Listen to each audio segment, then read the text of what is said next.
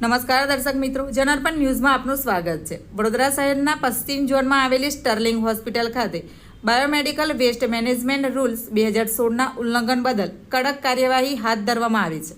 માહિતી અનુસાર હોસ્પિટલ દ્વારા જાહેર સ્થળે ગેરકાયદેસર રીતે બાયોમેડિકલ કચરો નાખવામાં આવતા કડક પગલાં લેવામાં આવ્યા છે। તાજેતરમાં બનેલી ઘટનામાં સ્ટર્લિંગ હોસ્પિટલમાંથી રોજનો કચરો ટ્રેક્ટરમાં મૂકવામાં આવતો હતો। તે ટ્રેક્ટર ચાલકે ગોત્રી ગાર્ડનમાં આખો કચરો ખાલી કરી દીધો હતો।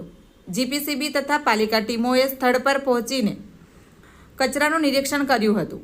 જીપીસીબી દ્વારા 30 દિવસની નોટિસ પણ ફટકારવામાં આવી છે।